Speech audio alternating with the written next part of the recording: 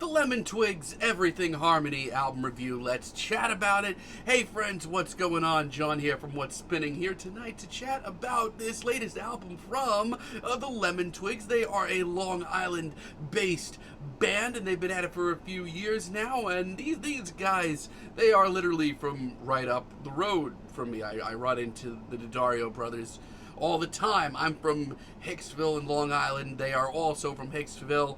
So they're kind of hometown heroes. We went to the same high school, we had the same teachers, and all of that fun stuff. But as a band, it's been really fascinating to see them evolve as they have over the years, because I do think that they've grown a little with each release. Now, they started off with their debut album, The Lemon Twigs Do Hollywood, and I thought it was a solid effort. I did really enjoy a lot of the singles, and they certainly had a sound. I mean, you could kind of argue that they were kind of, clinging to the sounds of the psychedelic 70s and 60s, but I thought it was a solid sound. But I felt like the album lacked direction and lacked a theme and a narrative, and I thought they could do a lot better with that. Now, the next time we heard from them with Go to School, we certainly got a lot more direction, because this, my friends, is a rock opera. But not just any rock opera, it is a rock opera about a monkey who is adopted by human parents and is forced to go to school, but let me tell you, he's got some rock and roll dreams, baby, and that's the story. It was certainly a weird one, and there was certainly more than a few plot holes, but I was impressed with the hooks and the songwriting. I thought they were actually putting out some really decent material, even if the album wasn't perfect. Now, the last time we heard from the Lemon Twigs was in 2020 with Songs for the General Public, and I thought this was a pretty solid album. Yes, I still had some consistency issues, but when you're giving us tracks like Hell on Wheels, Moon, Fight, The One, these were easily some of the biggest and best tracks the band had ever put out, which leads me to this new album, and I've been very hyped to hear it, because I thought a lot of the singles were just really charming and sweet, and it shows them really coming into their own and making their own sort of mature sound. Let's chat about it. This album starts off with When Winter Comes Around, and it is a very charming intro with some nods to Baroque pop, some folk as well. And I love how warm and cozy this track is. There's a serious rustic beauty to it that comes across in the instrumental and the vocals, and certainly the production. Now, authenticity has kind of been a hot topic in the world of the Lemon Twigs since their debut years ago, and I've never called them phonies, but it has always been very clear that they pull very, very, very much so from their inspirations, which is fine. But with this album here, I found like they're really just getting their own niche in the indie genre right now and coming into their own, and that makes me happy. But more importantly, I didn't mention, over the last few years, while we've gotten a few albums from them, they have been very busy, whether it be working with the likes of Jonathan Rado and Foxygen, or handling a bulk of the gorgeous instrumentals on Wise Blood's Titanic Rising. They've been busy boys, but, with this album, it's clear to me that they are learning from their peers, and that's important. It's gorgeous, it's passionate, it makes me smile, and by the end of this track, it opens up even further and becomes simply beautiful. In My Head, on the other hand, is a little bit more breezy and upbeat.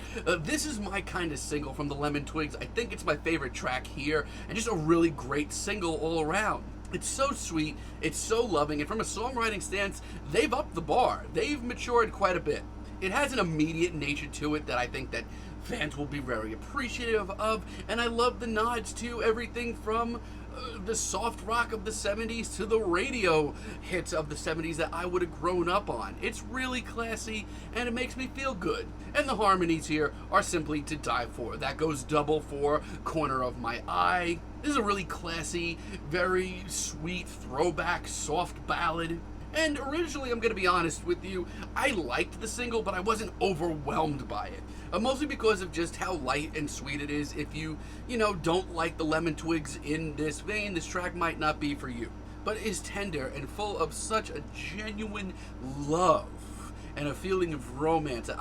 God, it makes me happy. And any time of day, I could say even more in those veins. And when it comes to any time of day, I could say even more in that respect. There's a lot of love on this album, genuine affection. This album absolutely wears its heart on its sleeve. But the Lemon Twigs are doing this sound so much justice right now. And once again, if you're not into the softer sounds of them, which I totally get, this track might not be for you.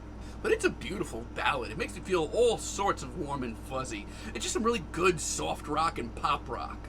And what you were doing is one of my favorite deep cuts. I needed a track like this with a little oomph to it. Not only does it salute the psychedelic sounds of the 60s and 70s, but slightly the Britpop of the 90s. Like, clearly, since their debut, the Lemon Twigs have had their head in the past in a long-lost generation, but they are doing this with so much more heart and passion this time around. I'm very impressed. Now, I do think this is one of their best albums. I think the crop of songs that we get here are really impressive and just really classy. My biggest issue with this album is the very slippery slope that it has. So much of this album is great, makes me feel things that I need to feel more often in music. But the couple of bleak moments that rub me the wrong way, it's not pretty. Like I Don't Belong to Me, for example. This is the most phoned in track here. The songwriting here is easily some of the worst on this entire album, and everything falls apart around it. This track is a slog to get through. This instrumental is so bland and so boring. I mean, the harmonies are really nice, so that's something, but still, this track is not for me. And once again, there's a major lull when it comes to Still It's Not Me. And once again, Still It's Not Enough. This is a major lull on this album. This track is just so average. You break down these lush, lavish, really stunning instrumentals that they've brought to the table on this album. You take that away, and all of a sudden they just sound like another indie band with their head in the past. It just doesn't move me at all, and once again, this songwriting, no, it is not good. And Everything Harmony, this album's title track, it's certainly one of the more bouncy and eclectic and bigger risks taken here. That I salute. But fucking hell, man, instrumental-wise, this is just, it's too much for me. I am up for a band taking risks. I love when a band takes risks. What I don't like is when a band puts so much into a track that it just sounds directionless. I feel like this is a track that they would have put out on their debut album when they were trying to get things rolling. It's definitely not completely unlistenable, though. Vocal-wise, it's still pretty great. Outside of that, though, while not perfect, I'm really proud of where the guys are at, and how much they've matured, and how much they're really branching out into their own unique sound. Every Day Is the Worst Day of My Life. I've enjoyed this since it dropped as a single. It's a really introspective, it's a thinking man's tune. It's another stripped down ballad, and it's nothing fancy, but once again, it warms my bone. And it's done with so much heart and passion, as does What Happens to a Heart.